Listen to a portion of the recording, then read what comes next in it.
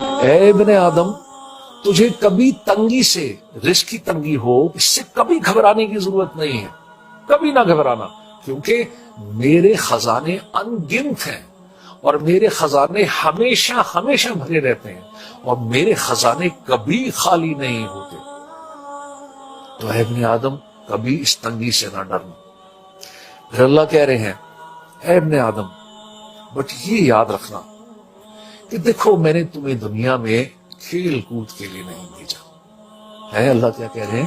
اے ابن آدم، میں نے تمہیں دنیا میں کھیل کود کے لیے نہیں بھیجا، بلکہ اپنی عبادت کے لیے بھیجا ہے۔ اب جب اللہ عبادت کی بات کرتے ہیں تو عبادت میں میرے بھائیوں دوستوں، نماز تو خالی نہیں ہے، عبادت میں خالی روزے تو نہیں ہے، عبادت میں خالی حج تو نہیں ہے، عبادت میں خالی زکوٰۃ دینا تو نہیں ہے۔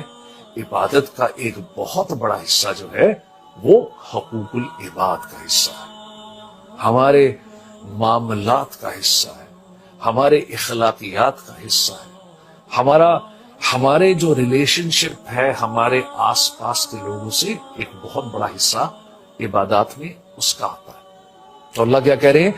تمہیں کھیل کود کے لیے نہیں بھیجا میں نے، کہ دیکھو میرے حقوق اور میرے بندوں کے حقوق یہ پورے کر لو، یہ پورے کر کے میرے تک آ جاؤ تو تم کامیاب ہو۔ زبان کو نرم رکھو، زبان کو نرم رکھو۔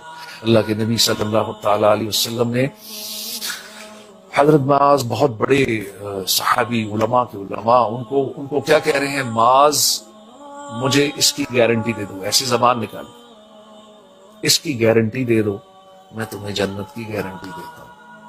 اور آپ سوچئے کہ ایک اللہ کے نبی صلی اللہ تعالی علیہ وسلم، اور سمجھا کس کو رہے ہیں؟ ان کو سمجھا رہے ہیں جو علماء کے عالم، بہت بڑے عالم، اور ان کو تو اشارہ کرتے تو ان کو بات سمجھ میں آ جاتی، لیکن کوئی ڈاؤٹ نہیں چھوڑا، زبان نکالی اور زبان پکڑ کے دکھائی کہ اس کی گارنٹی دے دو اور میں تمہیں آخرت میں کامیابی کی گارنٹی دیتا ہوں۔ کتنی بڑی بات۔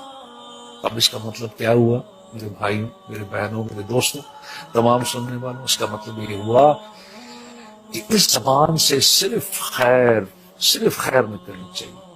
اس زبان سے کبھی کوئی ایسی بات نہ کرو جو اگلے کا دل توڑ دے، اس زبان سے کبھی کوئی سخت بات نہ کرو، اس زبان سے کبھی کسی کو کوئی گالی نہ دو، اس زبان سے کبھی جھوٹ نہ بولو۔